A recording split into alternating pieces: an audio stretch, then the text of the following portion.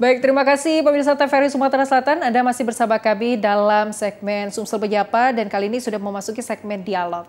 Dan saudara, kemarin kita sudah melaksanakan pencoblosan Pilkada tahun 2024, tepatnya berada di tanggal 27 November 2024. Dan tahapan apa setelah pencoblosan ini? Kita akan membahas lebih lanjut mengenai perhitungan suara Pilkada di Sumatera Selatan tahun 2024 bersama pengamat politik kita yang sudah kita undang secara virtual, yaitu Bapak Jailani SAP MSI CSA CMD. Selamat siang Bapak. Selamat siang Mbak. Baik, gimana Pak kabarnya? Alhamdulillah baik Mbak. Alhamdulillah baik. Bapak, ini setelah kita melakukan pencoblosan kemarin mengenai kepala daerah tahun 2024 nanti khususnya di Sumatera Selatan, ini setelah pencoblosan tahapan apa lagi nih Pak selanjutnya? Kalau setelah proses yang namanya pencoblosan, pasti tahapan selanjutnya adalah tahapan yang dimana menuju real quick count atau tahapan penghitungan di KPU. Untuk saat ini kan Mbak, kita ketahui bahwa banyak data-data survei yang telah rilis baik di lembaga-lembaga yang memiliki kompetensi di dalam melakukan penghitungan dan lain sebagainya. Maka oleh sebab itu tahapan selanjutnya adalah kita menunggu daripada hasil real quick count yang dilakukan oleh KPU untuk mengetahui penghitungan suara yang ada di Sumatera Selatan. Nah, untuk kita pahami Mbak bahwa proses tahapan yang sudah dilakukan oleh pihak penyelenggara itu sudah bisa kita katakan sudah cukup sukses ya, sudah cukup baik dengan sesuai dengan mekanisme, regulasi dan aturan yang telah ada di dalam proses tahapan penghitungan suara. Walaupun dalam perhitungan suara tersebut saya melihat ada beberapa kendala-kendala yang tidak kita pungkiri bahwa Sumatera Selatan ini secara luas terdiri dari 4 kota dan 13 kabupaten dengan jumlah mata pilih 13.206 titik lokasi yang tersebar di Sumatera Selatan dengan jumlah pemilih 6.382.739 jiwa yang memiliki dinamika dan problematika terutama berkaitan penghitungan suara. Sehingga saya melihat dalam beberapa hari ini sambil menunggu perhitungan suara yang dilakukan oleh KPU, saya selaku pengamat menghimbau untuk masyarakat tetap tenang, tetap kondusif, silakan mendukung kandidat, silakan mendukung pasangan, tetapi tetap. Baik. Bapak, ini sebelum adanya rilis secara resmi dari hasil perhitungan dari KPU, ini kan kita sudah bisa melihat ya hitungan sementara. Nah, ini menurut Bapak sendiri untuk hasil hitung cepat yang sudah bisa dilihat oleh masyarakat ini, apakah sudah bisa kita jadikan acuan atau bagaimana nih Pak?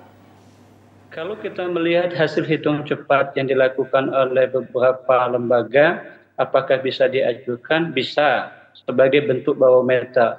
Tetapi tetap Mbak, kita harus berpedoman kepada lembaga yang sudah ditunjuk oleh pemerintah, yaitu KPU. Bahwa KPU yang memiliki capability untuk memutuskan suara yang manakah yang dilakukan oleh masyarakat yang sah. Nah, kalaupun misalnya ada lembaga-lembaga survei yang menggunakan sesuatu untuk melakukan kajian, analisis, riset, untuk melihat kandidat yang mana memiliki peluang, itu sah-sah saja sebagai bentuk daripada langkah konkret yang dilakukan oleh setiap lembaga untuk melihat potensi-potensi yang dimiliki oleh setiap kandidat. Oke, baik. Nah, ini kalau menurut kacamata Bapak sendiri, melihat perhitungan suara di Sumatera Selatan khususnya, apakah sudah cukup transparan dalam mencegah potensi kecurangan nih di tahun ini? Baik, kalau misalnya kita melihat apakah sudah terjadi yang namanya transparansi di dalam sesuatu itu, saya lihat sudah cukup transparan, sudah cukup terang benderang apa yang telah dilakukan oleh setiap petugas KPPS. walaupun ya masih banyak kendala-kendala dan situasi kondisi di lapangan yang mana kita lihat masih adanya misalnya ketidakvalidan sinkron data yang dimiliki, kemudian masih adanya misalnya ketidaktahuan petugas KPPS dalam memutuskan surat suara yang mana sah dengan tidak sah, Mbak. Itu adalah bagian suatu persoalan yang perlu kita edukasi, yang perlu kita evaluasi ya secara bersama, bahwa ketidaktahuan dari setiap petugas itu adalah catatan untuk nantinya pilkada selanjutnya untuk kita lakukan evaluasi dan monitoring, bahwa ketidaktahuan ini mungkin saja kurangnya sosialisasi, mungkin saja kurangnya pelatihan, mungkin saja kurangnya yang namanya pengetahuan dari setiap petugas, sehingga perlu untuk KPU lebih ekstra kerja keras ya ke depannya untuk mengedukasi setiap pelaksana di dalam lapangan tersebut. Oke, baik. Nah, ini mengenai tentang perhitungan suara saat ini setiap TPS dan juga KPU juga sedang melakukan tahapan perhitungan suara. Bapak, kita harus menyapa terlebih dahulu dari Kabupaten Pali, Pak. Ini karena kita sudah terhubung dengan salah satu reporter kita, Husni, yang akan melaporkan secara langsung dari Kabupaten Pali mengenai perhitungan suara Pilkada tahun 2024 dari Kabupaten Pali. Silakan Husni dengan laporan Anda. Ya, selamat pagi.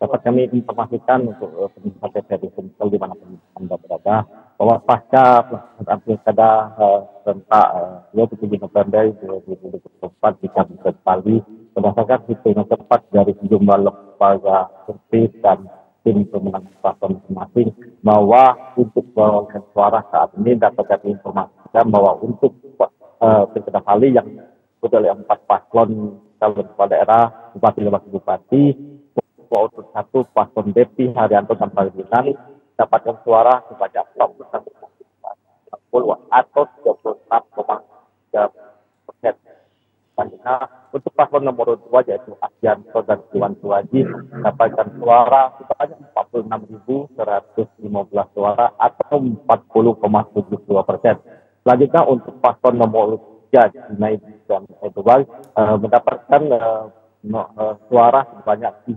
3.538 atau 3,2%. Dan terakhir paslon nomor 4 yaitu pasangan Asri dan Irwan mendapatkan suara sebanyak 22.396 suara atau 19,78% suara. Dapat kami informasikan juga informasi dari pihak KPU Pali bahwa hari ini proses rekapitulasi persiapan di kecamatan akan mulai berlangsung, hingga nantinya dijadwalkan pada tanggal 29 November akan diadakan pleno rekapitulasi suara di tingkat kecamatan. Anggota KPU Pali Panji menegaskan berharap pada seluruh masyarakat, semua pendukung paslon untuk tetap menahan diri, menjaga kondusivitas untuk menunggu resmi hasil penghitungan surat suara 4 paslon calon wakil bupati Kabupaten Pali.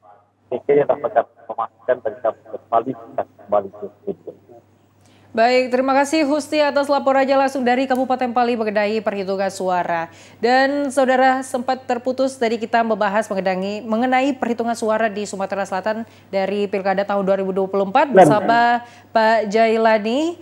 Dan sempat terputus tadi Bapak, kalau tadi sudah dibicarakan juga bahwa adanya temuan seperti kevalidan data dan juga ketidaktahuan antara petugas KPPS apakah surat suara tersebut sah atau tidak seperti itu ya. Nah ini yang ingin kita tanyakan juga, seberapa penting Pak saksi dari setiap masing-masing kandidat dan juga lembaga pemantauan independen dalam proses perhitungan suara pilkada ini? Baik, berkaitan berapa pentingnya saksi di dalam proses yang namanya pilkada itu, bahwa peran saksi dari masing-masing kandidat merupakan strategi atau cara untuk mengantisipasi, mengawasi, mengevaluasi kemungkinan-kemungkinan apabila terjadi kecurangan. Nah, dalam proses pilkada, itulah esensi daripada saksi. dengan adanya saksi, maka petugas-petugas yang diberikan tanggung jawab dalam melaksanakan pencoblosan tersebut bisa memawas diri di dalam bersikap, bertingkah laku, atau ingin melakukan perbuatan yang dapat merugikan pasangan lain. Maka dengan adanya saksi tersebut, maka mungkin saja perilaku-perilaku ataupun kemungkinan yang ingin dilakukan itu tidak dapat terjadi karena adanya pengawasan daripada saksi. Dan saksi ini adalah salah satu strategi atau langkah kenapa diutus saksi oleh kandidat. Mungkin saja Mbak, adanya ketidakpercayaan daripada kandidat terhadap penyelenggaraan di TPS. Itulah saksi itu diutus untuk apabila ada penyimpangan-penyimpangan, kendala-kendala, bisa langsung ditindaklanjuti oleh masing-masing kandidat. Oke, baik. Berarti ini memang perannya sangat penting dalam pemantauan perhitungan suara ini, Pak ya. Nah ini dari pemantauan dari perhitungan suara ini sendiri, apa nih Pak catatan atau mungkin temuan khusus yang mungkin tadi Bapak sempat ceritakan juga yang mungkin bisa terjadi atau kita temukan di lapangan yang perlu menjadi perhatian publik seperti itu? Misalnya saya termasuk salah satu tim pemantau Provinsi Sumatera Selatan dari KPU Provinsi, saya melihat catatan-catatan pasca terjadinya pilkada tanggal 27 November 2024 tadi Mbak, saya mencatat ada beberapa temuan-temuan yang bisa kita evaluasi. Di antara misalnya masih adanya data DPT yang belum valid, misal masih ada yang sudah meninggal, tetapi di DPT masih ada namanya. Tuh. Kemudian masih ada masyarakat yang tinggal di area tersebut, tetapi di daftar pemilih tetap belum tercatat, belum terdaftar di DPT. Kemudian masih adanya, mohon maaf, oknum-oknum tim ses atau kandidat yang melakukan, mohon maaf, serangan pajak, manipolitik, kemudian membagikan sarung dan lain-lain, yang menurut saya padahal posisinya dalam posisi masa tenang, itu kan tidak elok untuk kita saksikan. Kemudian masih adanya keterlambatan suara yang datang di setiap TPS, kemudian masih ada alat peraga di dalam proses pencoblosan yang tiba di TPS itu dalam keadaan rusak dan lain sebagainya. Semua itu adalah temuan yang perlu kita evaluasi, yang perlu kita perbaiki, dan perlu kita koreksi bersama untuk bisa lebih baik ke depannya Mbak. Itu mungkin temuan-temuan yang bisa saya katakan. Oke. Baik, nah ini mengenai tentang kita takut akan ada kecurangan seperti itu Pak ya dalam proses perhitungan suara ini. Menurut dari kacamata Bapak sendiri sebagai pengamat politik, apa di solusi yang harus dilakukan oleh pihak KPU itu sendiri agar menghindari dari kecurangan selama proses perhitungan suara ini sampai nanti rilis secara resmi seperti itu? Baik, ataupun solusi yang bisa dilakukan oleh pihak KPU untuk mengantisipasi apabila terjadi kecurangan-kecurangan ini adalah banyak sekali langkah-langkah yang bisa dilakukan. Misalnya harus ada kontribusi dari setiap elemen masyarakat, terutama masyarakat yang melihat ya proses itu. Nah, bisa juga mengadukan kepada Bawaslu apabila adanya temuan-temuan yang dianggap itu melanggar daripada persoalan hukum. Nah, solusi lain adalah kan ada beberapa langkah yang sudah dilakukan oleh KPU untuk mengantisipasinya, ya, termasuklah bekerja sama dengan Bawaslu. Selain itu ada juga misalnya Sirekap. Nah, Sirekap ini adalah langkah nyata yang dilakukan oleh KPU yang perlu kita apresiasi, ya, bahwa langkah dan strategi Sirekap ini adalah salah satu langkah KPU untuk melakukan percepatan atau untuk mengetahui hasil perhitungan quick count ya suara dari setiap TPS. Maka dengan adanya Sirekap ini harapan dari KPU untuk lebih cepat mendapatkan hasil suara bisa dikatakan cukup baik, walaupun secara praktek atau beberapa kendala yang perlu dievaluasi, misalnya ada juga di dalam langkah itu yang perlu dievaluasi, misalnya dalam soal Sirekap itu input data yang dilakukan oleh petugas TPS kadang keliru juga, Mbak. Yang awalnya 10 tertulis 110, double itu, Mbak. Ya, ada lagi misalnya gangguan akses ketika hari A itu tidak bisa. Itu adalah solusi-solusi, ya, langkah-langkah yang bisa dilakukan oleh pihak-pihak yang berkepentingan untuk menyukseskan proses pilkada ini, Mbak. Oke, baik. Yang pasti stakeholder ini harus punya kepentingan semua. Stakeholder yang ada masyarakat, baik KPU, polisi, TNI, masyarakat, butuh kesadaran untuk sama-sama membangun bangsa ini lebih baik lagi. Oke, nah baik, ini sempat yang dibicarakan oleh Pak Jailani sendiri tadi mengenai Sirekap. Seperti yang kita ketahui bahwa Sirekap ini masih ada temuan kendala seperti itu Pak ya di lapangan. Nah ini, tapi menurut Bapak sebagai pengamat politik, seberapa efektif Pak dalam penggunaan aplikasi Sirekap ini dalam pilkada kita tahun 2024? Kalau kita bicara Sirekap ini seberapa efektif, ya efektif, Mbak. Karena Sirekap ini adalah salah satu langkah, ya, yang bisa dilakukan oleh pihak-pihak yang memiliki kepentingan untuk mempercepat mengetahui hasil perhitungan. Dengan adanya Sirekap ini, maka setiap kandidat itu dapat mengetahui berapakah yang didapatkan suara dari setiap TPS. Sehingga dengan adanya Sirekap ini, maka percepatan untuk mengetahui sumber suara yang kira-kira valid yang dilaksanakan oleh pihak KPU itu lebih baik, ya, lebih efektif dan lebih akuntabel. Sehingga ketika kita bicara tentang efektivitas yang namanya Sirekap ini, maka Sirekap ini banyak sekali memberikan manfaat, ya, banyak sekali memberikan yang namanya keuntungan bagi setiap kandidat untuk yang bersangkutan mengetahui secara cepat, ya, secara tepat daripada yang namanya Sirekap itu sendiri. Oke, baik. Ini berarti memang salah satu inovasi dari pihak KPU juga ya dalam menyukseskan pilkada kita di tahun 2024. Dan kita mungkin beralih ke masyarakat nih Pak. Seperti yang Pak Jailani bilang tadi bahwa masyarakat juga berperan penting dalam mengawal suara atau perhitungan suara di pilkada kita tahun 2024 ini. Nah, tapi menurut Bapak sendiri bagaimana nih Pak? Tingkat partisipasi masyarakat kita di tahun ini apakah sudah baik atau bagaimana nih? Oke, kalau saya melihat semalam, Mbak, data-data survei khususnya untuk Sumatera Selatan yang tadi di 4 kota 13 kabupaten dengan jumlah TPS 13.206 titik yang tersebar di Sumatera Selatan, saya melihat tingkat partisipasi masyarakat dalam mengawal penghitungan suara bisa dikatakan keterlibatan masyarakat sudah cukup baik dalam penghitungan suara, di mana masyarakat itu ikut mengawasi, ya, ada memberikan saran, dan juga ada masyarakat juga yang memfoto, men-share hasil daripada penghitungan suara sebagai bagian daripada pencegahan dan antisipasi apabila disalahgunakan oleh pihak-pihak yang tidak bertanggung jawab. Itu semua adalah cara masyarakat dalam mengawal penghitungan suara. Saya rasa masyarakat seperti ini perlu diapresiasi. Masyarakat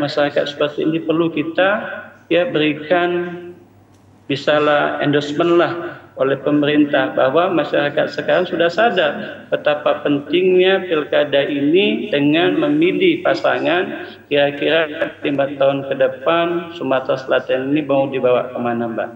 Oke, baik. Ini berarti artinya masyarakat juga sudah melek politik seperti itu Pak ya, dan mengawal suara kita di pilkada tahun 2024. Dan ini kalau menurut Pak Jailani sendiri, kesadaran politik di masyarakat khususnya di Sumatera Selatan ini berarti memang sudah cukup tinggi Pak ya. Ini kalau boleh tahu kenapa nih masyarakat sekarang sudah kesadaran politiknya sudah semakin tinggi Pak? Baik, ya. Kesadaran partisipasi yang tinggi yang dilakukan oleh masyarakat saat ini mungkin saja karena beliau beranggapan bahwa 5 tahun ke depan apa yang telah diamanahkan kepada seorang kandidat, entah dia gubernur, entah dia wali kota, entah dia bupati, tidak ada misalnya kemajuan dan sebagainya. Maka mungkin saja dengan adanya partisipasi yang dilakukan oleh masyarakat itu sendiri, dengan walaupun satu cara bisa merubah keadaan, ya, bisa merubah yang namanya kebijakan, bisa juga merubah yang namanya putusan-putusan yang dilakukan oleh setiap kandidat. Maka partisipasi politik, kesadaran politik yang dibangun oleh masyarakat ini merupakan bagian yang perlu kita pahami bersama, bahwa masyarakat saat ini sudah sadar dan sudah tahu bahwa proses politik ini adalah sesuatu yang bersifat dinamis, ya, sudah dinamis. Mungkin tahun kemarin dia tidak peduli, mungkin Mbak, mungkin. Tetapi tahun ini dia mungkin peduli. Kenapa? Karena banyak kebijakan-kebijakan yang diberikan amanah oleh yang bersangkutan kepada yang terpilih, tidak memberikan efek positif kepada yang bersangkutan. Misalnya banyaknya pengangguran, kemungkinan masih meningkat, sarana prasarana yang tidak bisa kita katakan yang tidak baik. Maka perlu untuk saat ini mereka mencoblos, dan perlu untuk saat ini mereka memberikan aspirasi politik mereka. Siapa tahu ketika mereka memberikan suara mereka dapat merubah keadaan terutama Sumatera Selatan ini lebih baik lagi, Mbak. Oke, baik. Ini berarti memang kesadaran politik yang sudah semakin tinggi oleh masyarakat, karena memang masyarakatnya juga ingin menjadi lebih baik seperti itu, ya, terkhususnya di Sumatera Selatan sendiri dengan kepala daerah yang terpilih seperti itu, Pak, ya. Oke, baik. Terima kasih banyak Pak Jailani sudah menyempatkan waktunya, sudah membagi ilmu dan juga memberikan informasi kepada pemirsa TVRI Sumatera Selatan. Selamat beraktivitas kembali Pak Jailani. Ya, sama-sama Mbak. Makasih. Baik, dan untuk itu pemirsa TVRI Sumatera Selatan, terima kasih sudah menyaksikan Sumsel Menyapa. Terus saksikan Sumsel Menyapa setiap hari Senin sampai hari Jumat pukul 11 waktu Indonesia bagian Barat. Akhir kata saya Roza Holila pamit undur diri. Terima kasih atas kebersamaan Anda, sampai jumpa.